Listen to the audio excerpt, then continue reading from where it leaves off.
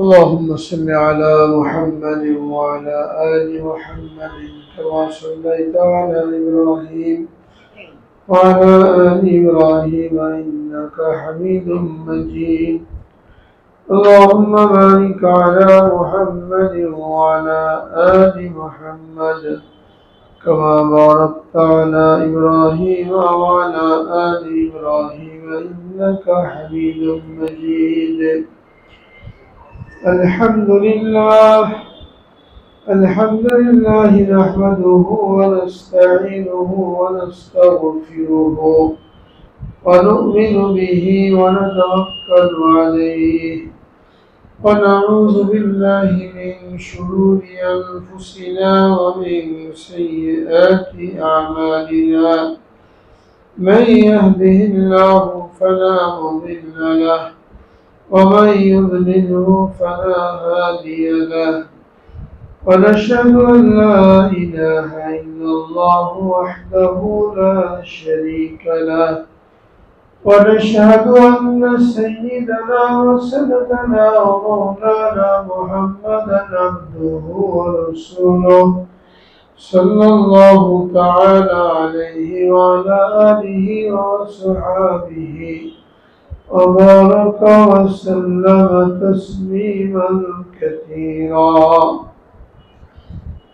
أما بعد، قال الله تبارك وتعالى في كلامه المجيد والفرقان الحميد: إن الذين قالوا ربنا الله ثم استقاموا تتنزل عليهم الملائكة ألا تخافوا ولا تحزنوا وأبشروا بالجنة التي كنتم توعدون. وقال رسول الله صلى الله عليه وسلم لصحابي رضي الله تعالى عنه سأله عن الإسلام قال: قل ربي الله ثم استقم، أو كما قال عليه الصلاة والسلام. صدق الله العظيم وصدق رسوله النبي الكريم، ونحن على ذلك من الشاهدين والشاكرين. الحمد لله رب العالمين. الحمد لله। मोहतरम हाज़रीन, बिरादरान इस्लाम, আল্লাহ রাব্বুল আলামিন আমাদেরকে দুনিয়াবী জিন্দেগিতে যত নিয়ামত দান করেছেন, এই সমস্ত নিয়ামতের মধ্যে সবচেয়ে বড় নিয়ামত হলো ঈমান এবং ইসলামের নিয়ামত। যে নিয়ামতের কারণে একজন মানুষ মুমিন এবং মুসলমান হিসাবে গণ্য হয়, এবং এই নিয়ামতটাই আল্লাহর ফরমাবরদার এবং আল্লাহ তাআলার নাফরমান, এই দুই ভাগে মানুষকে বিভক্ত করে দিয়েছে।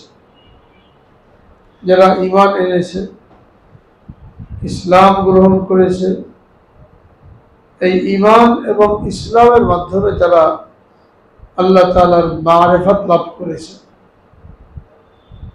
আর একজন বান্দার আল্লাহর মারিফত লাভ করতে পারা অর্থাৎ আল্লাহর পরিচয় লাভ করা, যার দ্বারা সে আল্লাহর হুকুমগুলোকে পালন করতে পারে, এটা বান্দার জন্য বহু বড় নিয়ামত। যারা আল্লাহকে চেনে না, তারা আল্লাহর হুকুম কিভাবে পালন করবে? ঈমান মানেই হলো আল্লাহকে চেনা, আল্লাহর সাথে পরিচয় হওয়া। যে মুমিন ব্যক্তি, সে ঈমানের মাধ্যমে আল্লাহকে চিনল। যখন আল্লাহকে চিনল, তো আল্লাহ তাআলার হুকুম মানা তার জন্য সহজ হয়ে গেল। যে ঈমান আনলো না, সে আল্লাহকে চিনল না। যখন আল্লাহকে চিনল না, এখন দেব দেবী, গাছপালা, হাতে তৈরি বিভিন্ন জিনিস, এইগুলো সে ইবাদত করবে, এইগুলোকে পূজা করবে, মখলুক হয়ে মখলুকের পূজা করবে, এটাই তাকে জাহান্নামে নিয়ে যাবে। আল্লাহ তাআলার মেহরবানি, আল্লাহ তাআলা আমাকে আপনাকে সেই ঈমানের মতন মহা দৌলত দান করেছেন। আলহামদুলিল্লাহ। আল্লাহ তাআলা কোনো নিয়ামত দান করলে বান্দাকে এই নিয়ামতের শুকরিয়া আদায় করা দরকার। নিয়ামতের শুকরিয়া আদায় করলে আল্লাহ তাআলা নিয়ামতকে বাড়িয়ে দেন, নিয়ামতের নাশুকরি করলে নিয়ামতকে ছিনিয়ে দেন। ঈমানের যে দৌলত আমাদেরকে আল্লাহ রাব্বুল আলামিন দান করেছেন, এই নিয়ামতের শুকরিয়া আমরা যদি আদায় করতে থাকি তাহলে দুনিয়াবি জিন্দেগি যেমন আমাদের ইতমিনানের সাথে আরামের সাথে অতিবাহিত হবে, পরকালেও আমাদের জন্য চিরস্থায়ী জান্নাতে ফয়সালা হবে। আর যদি ঈমানের দাবি পুরা না করি, ঈমানের এই নিয়ামতের শুকরিয়া আদায় না করি, তাহলে দুনিয়ার জীবনটাও কঠিন হয়ে যাবে আর পরকালের জীবন ব্যর্থতায় পর্যবসিত হবে। তো ঈমান নামক এই দৌলত, এই নিয়ামত লাভ করার শুকরিয়া কি? শুকরিয়া হলো আমরা যে কালেমা পড়ে ঈমান এনেছি, কালেমা তাইয়্যিবা হোক অথবা কালেমা শাহাদাত হোক, উভয় কালেমার মর্ম এক, লা ইলাহা ইল্লাল্লাহ মুহাম্মাদুর রাসূলুল্লাহ অথবা আশহাদু আল্লা ইলাহা ইল্লাল্লাহ ওয়া আশহাদু আন্না মুহাম্মাদার রাসূলুল্লাহ। এই দুটোর সারমর্ম এক, যে আমি আল্লাহকে এক বলে স্বীকার করলাম এবং হযরত মুহাম্মদ সাল্লাল্লাহু আলাইহি ওয়াসাল্লামকে আল্লাহর প্রেরিত রাসূল বলে বিশ্বাস করলাম।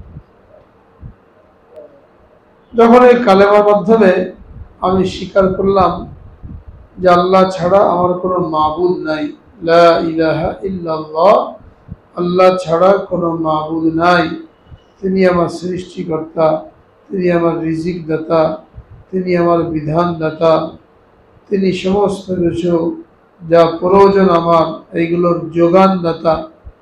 এটা যখন বিশ্বাস করলাম, স্বীকার করলাম লা ইলাহা ইল্লাল্লাহ পড়ার দ্বারা, এখন আমার কর্মকাণ্ড দ্বারা এই জিনিসটা প্রকাশ পেতে হবে যে আল্লাহর হুকুম ছাড়া আমি অন্য কারো হুকুম মানব না, আল্লাহ ছাড়া অন্য কারোর সামনে মাথা নত করব না, আল্লাহ ছাড়া অন্য কারোর কাছে সাহায্য প্রার্থনা করব না।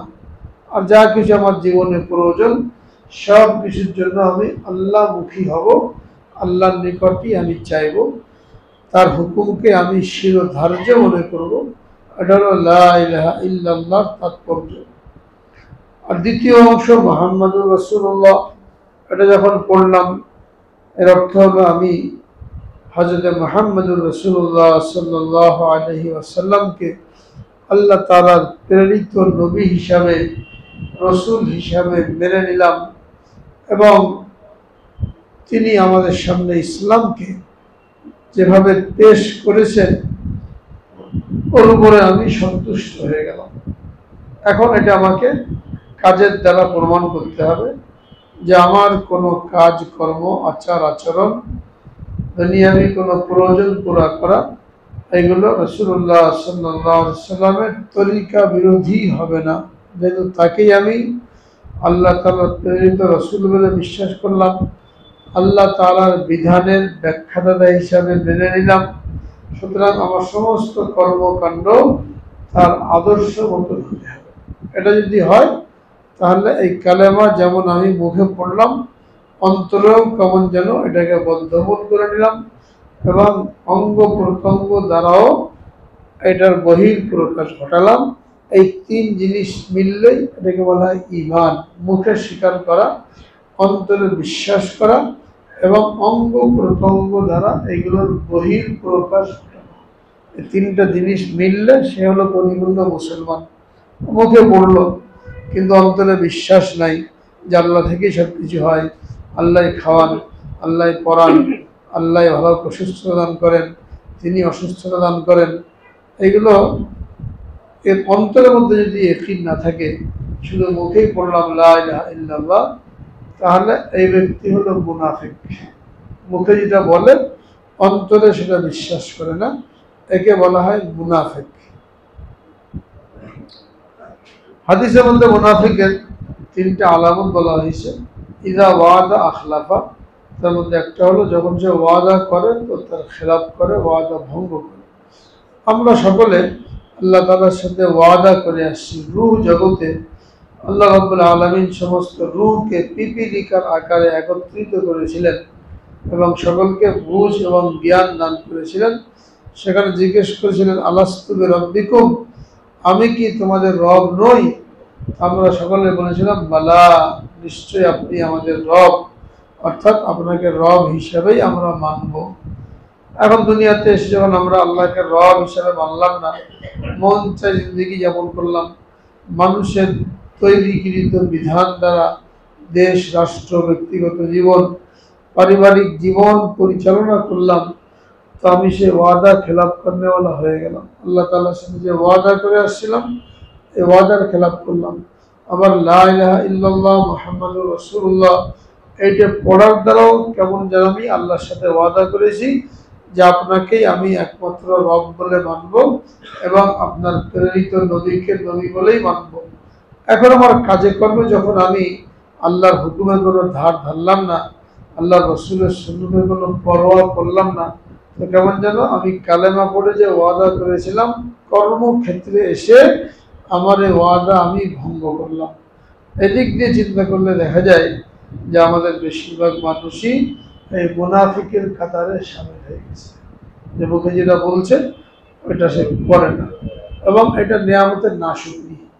এই যে ঈমান নামক নিয়ামত আল্লাহ রাব্বুল আলামিন আমাকে আপনাকে দিলেন, এই নিয়ামতের নাশুকরি হলো, আর নাশুকরি করলে আল্লাহ তাআলা নিয়ামতকে ছিনিয়ে দেবেন। এই কারণে যারা শুধু কালেমা পড়েই ক্ষান্ত হয়ে গেছে, এরপরে কালেমার দাবি পুরা করার জন্য চেষ্টা করে নাই, আল্লাহর হুকুম মতন জীবন যাপন করার জন্য চেষ্টা করে নাই, তো তার ঈমান কমজোর হতে থাকবে, দুর্বল হতে থাকবে। এক পর্যায়ে এমন হবে, দুর্বল হতে হতে চেরাগের তেল কমে গেলে যেমন চেরাগ নিভে যায়, এ ব্যক্তিরও ঈমানের নূর এটা নির্বাপিত হয়ে যাবে, এবং যখন মৃত্যুর সময় হবে তো এই কালেমা তার জবান দিয়ে বের হবে না, ঈমানি মৃত্যু হবে না। আর ঈমানি মৃত্যু যদি না হয়, কালেমার মৃত্যু যদি না হয়, তো দুনিয়াতে আমি যতই সুখী মানুষ হই, যত বড় টাকা পয়সা ধন সম্পত্তির মালিক হই, আল্লাহ না করেন যদি কারোর ঈমানহীন মৃত্যু হয়, তাহলে তার চাইতে বড় হতভাগা আর কেউ নেই। দুনিয়ার আসবাব পেয়ে, এই সমস্ত জিনিস পেয়ে আমরা অনেক সময় খুশি প্রকাশ করি, আনন্দ প্রকাশ করি যে আমার এত টাকা পয়সা, এত গাড়ি বাড়ি, এত লোকের সাথে পরিচয়, এত বড় পদ, এই কিছুর মালিক, কিন্তু ঈমানের হক আদায় করার ব্যাপারে তার কোনো ভূমিকা নাই। তো চিন্তা করা দরকার যে যে আমি উদাসীন, ঈমানের দাবি পুরা করা থেকে উদাসীন, তো আল্লাহ না করেন যদি আমার ঈমানি মৃত্যু না হয়, তাহলে আমার ধন সম্পদ, বাড়ি গাড়ি, প্রভাব প্রতিপত্তি, এগুলো কি কাজে আসবে? 50-60 বছর কতটুকু ভোগ করবে, এরপরে আবাদুল আবাদ, অনন্তকাল তার জন্য জাহান্নামের শাস্তি। এই জন্য যে লোকটা মৃত্যু ঈমানের সাথে হয় নাই, এই লোকটা বহুত খতরার মধ্যে আছে, বহুত বড় ক্ষতির মধ্যে আছে। দুনিয়ার আরাম আয়েশের কারণে, মানুষের বাহবা পাওয়ার জন্য আমরা ইসলাম বিরোধী কর্মকাণ্ডের মধ্যে লিপ্ত, ঈমান বিধ্বংসী কর্মকাণ্ডের মধ্যে লিপ্ত। এটা বারবার চিন্তা করা দরকার, প্রত্যেকটা মানুষেরই বারবার চিন্তা করা দরকার আমি যে অবস্থায় আছি, মৃত্যুর সময় আমার ঈমানি মৃত্যু নসিব হবে কিনা, কালেমার মৃত্যু নসিব হবে কিনা।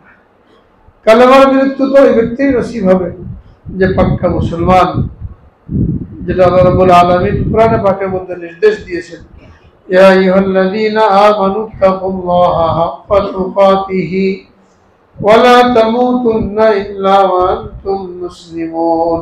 হে ঈমানদারগণ, আল্লাহকে যেমন ভয় করার দরকার তেমন ভয় করো, এবং পরিপূর্ণ মুসলমান না হয়ে মৃত্যুবরণ করো। পরিপূর্ণ মুসলমান হওয়ার জন্য নির্দেশ দিয়েছে।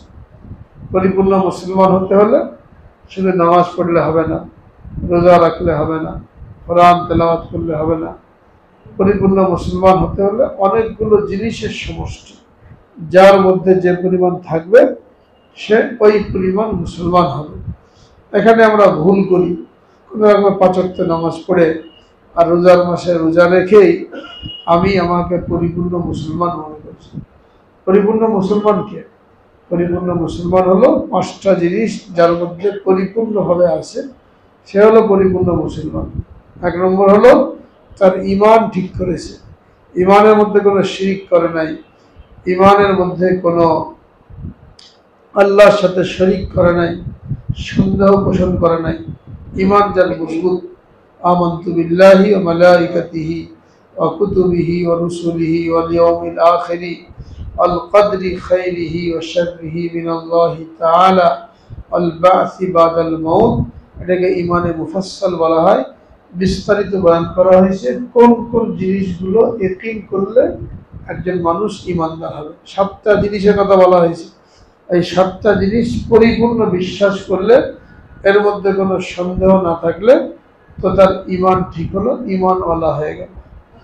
ঈমানওয়ালা যখন হয়ে গেল, এখন তাকে আরো 4টে কাজ করতে হবে এই ঈমানে মুফাসসাল পড়ার মাধ্যমে। এবং এর মধ্যে যে 7টা জিনিসের কথা বলা হয়েছে, এটাকে উপলব্ধি করে অন্তরের মধ্যে বদ্ধমূল করার পরে যখন সে ঈমানের মধ্যে পাকাপাকি হয়ে গেল, পাকাপোক্ত হয়ে গেল, এখন তাকে আরো 4টে কাজ করতে হবে পরিপূর্ণ মুমিন হওয়ার জন্য। সেটা কি? 1 নম্বরে যত ইবাদত বন্দেগী আছে, এই ইবাদত বন্দেগীগুলি সুন্নত তরিকা মতন করতে হবে। নামাজ, রোজা, হজ, যাকাত, তাসবিহ, তেলাওয়াত, দান, সদকা, যেগুলো আমরা করি আর যেগুলো করেই নিজেকে মুসলমান মনে করি, এই সমস্ত আমলগুলি আল্লাহর রাসূলের তরিকা মতন হতে হবে। এমন কোনো কাজ নাই যেখানে রাসূল আকরাম সাল্লাল্লাহু আলাইহি ওয়াসাল্লাম তার আদর্শ এবং দিক নির্দেশনা আমাদের জন্য রেখে যান না। ওখানে কোনো মন গড়া পদ্ধতি চলবে না। কোনটার মধ্যে আল্লাহ রাসূলের কি তরিকা, এটা কিভাবে জানবো?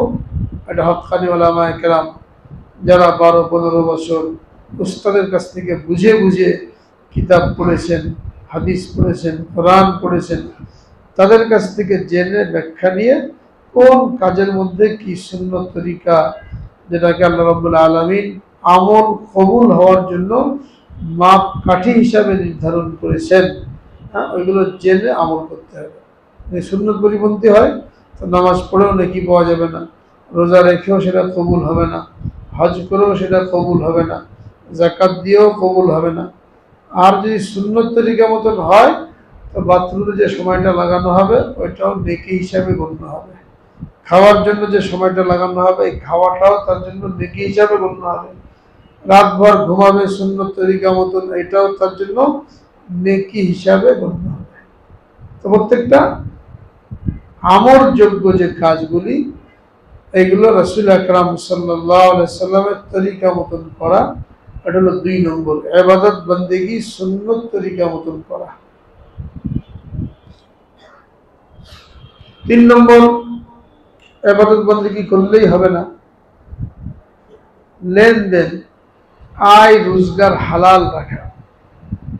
2 নম্বরে বলা হলো 5 জিনিসের 2 নম্বর জিনিস ইবাদত বন্দেগী সুন্নত তরিকায় করা। সুন্নত তরিকায় করলেই হবে না, এটা আবার আল্লাহ পাকের দরবারে কবুল হওয়ার জন্য রিজিক হালাল রাখতে হবে। রিজিক কখন হালাল থাকবে? যখন আমার আয় রোজগার হালাল হবে। কামাই করি আমি, চাকরির মাধ্যমে হোক, ব্যবসার মাধ্যমে হোক, চাষবাসের মাধ্যমে হোক, যে কোনো মাধ্যমে হোক, আমি যে কামাই করব, এই রিজিকটা হালাল থাকবে। হালাল রিজিক দ্বারা যে রক্ত মাংস গঠিত হবে, এরপরে ওই শরীর দ্বারা যে ইবাদত বন্দেগী প্রকাশ পাবে, ওইটা আল্লাহ পাকের দরবারে কবুল হবে। একটা সুন্নত তরিকা থাকতে হবে। দ্বিতীয় হলো ইবাদত, রিজিক আয় রোজগার, এটাকে হালাল রাখতে হবে। এখানে এসেই আমরা বহু মানুষ ধরা খেয়ে যাই, ধোকার মধ্যে পড়ে যায়। নামাজ কালাম করি ঠিক মতন, কিন্তু তার যদি আয় রোজগার দেখা হয়, কামাইয়ের লাইন দেখা হয়, সেখানে ধোকা, প্রতারণা, মিথ্যা, সততা, প্রবঞ্চনা, এইগুলোর মাধ্যমে প্রত্যেকেই নিজের পকেট ভারী করতে চায়। টাকা আসলেই হলো, কোন পথে আসলো, কিভাবে আসলো, কার হক নষ্ট হলো, এগুলো জানার জন্য সে কোনো প্রয়োজন মনে করে না, কত টাকা আসা দরকার। আর এই টাকা দিয়ে দান সদকা যদি করে ওটাও কবুল হবে না, হজ করলে হজও কবুল হবে না, নামাজ পড়বে নামাজও কবুল হবে না। কারণ হাদিসের মধ্যে বলা হয়েছে লা ইয়াদখুলুল জান্নাতা জাসাদুন গুযিয়া বিল হারাম, ওই শরীর জান্নাতে প্রবেশ করবে না যে শরীরের রক্ত মাংস হারাম রিজিক দ্বারা গঠিত হয়েছে। হারাম খেয়ে খেয়ে শরীরকে মোটা তাজা করা হয়েছে। সমাজে যতই বাহাদুরি দেখায়, যতই বড়াই করি, এটা আল্লাহ পাকের দরবারে কবুল হবে না।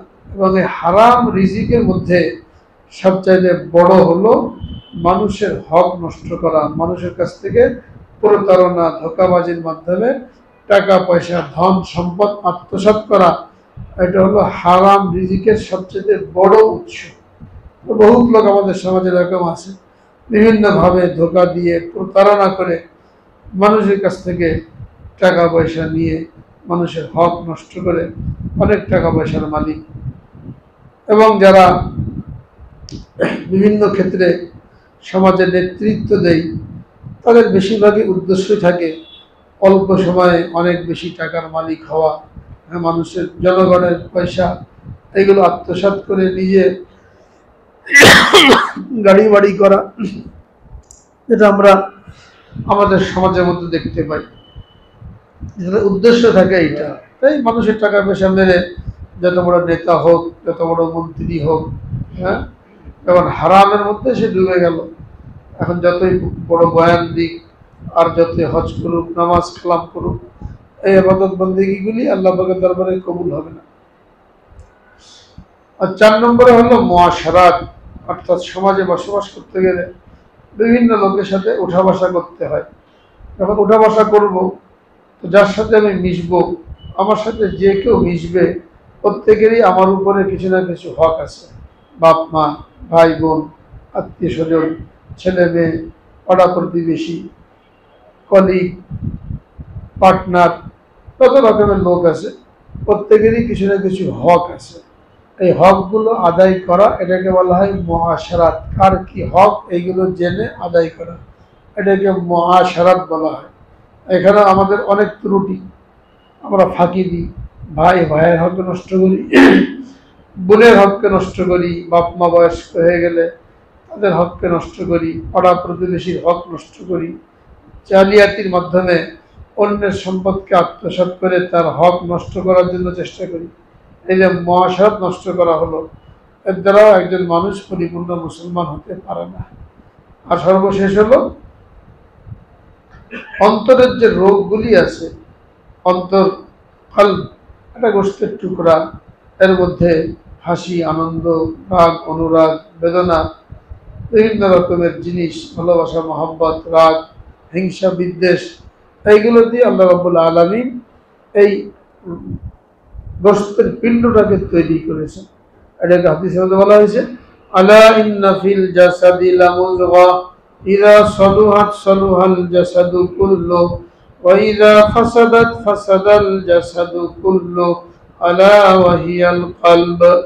খুব ভালো করে মনে রাখো, শরীরের মধ্যে একটা গোশতের টুকরা আছে, এটা যদি ঠিক থাকে পুরো শরীর ঠিক থাকবে, এটা যদি বিগড়ে যায় পুরো শরীর বিগড়ে যাবে। অর্থাৎ এটা যদি নষ্ট হয়ে যায় তাহলে শরীরের অন্য অঙ্গ প্রত্যঙ্গ দিয়েও ভালো আমল প্রকাশ পাবে না। ওই কলবের প্রভাবের কারণে অন্যান্য অঙ্গ প্রত্যঙ্গগুলি এইগুলো খারাপ হতে চলবে। তার দিল ঠিক নেই, তার হাতও ঠিক কাজ করবে না, মুখও ঠিক কথা বলবে না, পাও ঠিক জায়গায় গমন করবে না, উল্টাপাল্টা করতেই থাকবে, যদি আত্মশুদ্ধি না থাকে, যদি দিলকে ঠিক করা না হয়। এখন এই 5টা জিনিসের আলোকে আমরা আমাদের ঈমান এবং ইসলাম নিয়ে যদি বিশ্লেষণ করি, আত্মসমালোচনা করি, তাহলে কি দেখব আমরা পরিপূর্ণ মুসলমান নাকি আংশিক মুসলমান, অসম্পূর্ণ মুসলমান। এটা প্রত্যেকের কাছে ধরা পড়বে। প্রত্যেককে আল্লাহ তাআলা আয়না দিয়ে দিয়েছেন। আয়না দেখলে যেমন নিজের চেহারার মধ্যে কি রোগ ইত্যাদি আছে, খুঁত আছে, এইগুলো ধরা পড়ে। এই 5টা জিনিস হলো ঈমানকে যাচাই করার জন্য মেকনাতিস, মাপকাঠি, আয়না। এর আলোকে আমরা আমাদের ইমানকে বিশ্লেষণ করি। যদি ইমানের দিকে চলে আসি, 7টা জিনিসের উপরে ইমান রাখা, আমানতু বিল্লাহি, আল্লাহর উপরে পরিপূর্ণ বিশ্বাস রাখা। তো দেখা যাবে এখানে অনেক ক্ষেত্রে আমরা গায়রুল্লাহর উপরে বিশ্বাস রাখি। হ্যাঁ, গায়রুল্লাহর উপরে বিশ্বাস রাখার কারণে তাদের ছেলেপেলে হয় না, এরা মাজারে চলে যায়, এরা মামলা মোকদ্দমার মধ্যে আসে, এরা কোনো ভণ্ড পীরের কাছে চলে যায়। আর যারা কোনো পেরেশানির মধ্যে থাকে এরাও বিভিন্ন রকম তান্ত্রিক এদের শরণাপন্ন হয়, জ্যোতিষী গণক এদের কাছে যায়, এদের কাছ থেকে বুদ্ধি নিয়ে আসে আর সেই মতন চলার জন্য চেষ্টা করে। তো 1 নম্বরে যে বললাম আমানতু বিল্লাহ, আমি আল্লাহর উপরে ঈমান আনলাম, এইসব ক্ষেত্রে এসে আল্লাহ শরণাপন্ন না হয়ে বিভিন্ন মখলুকের শরণাপন্ন হয়ে এদেরকে আমি আমার জন্য কি করেছি, আমার এই পেরেশানি দূর করার কারণ মনে করেছি। বেশিরভাগ মুসলমান এটার মধ্যে লিপ্ত। তাহলে ইমানের ক্ষেত্রে আমরা 1 নম্বরে ধরা খেয়ে গেলাম। যদি আরো বিশ্লেষণ করা হয় তাহলে দেখা যাবে যে এই ইমানের 100 ভাগের 1 ভাগ আমাদের মধ্যে আছে কিনা। ইবাদত বন্দেগীর ক্ষেত্রে যদি আসা হয় সেখানেও দেখা যাবে বেশিরভাগ নামাজ পড়ি না, রোজা নামাজে কত লোক রোজা রাখে না। আমরা যারা মসজিদে আসি রোজা রাখি, একসাথে ইফতার করি, মনে হয় যেন সারা দেশে রোজার একটা আবহ, কত লোকে রোজা রাখে।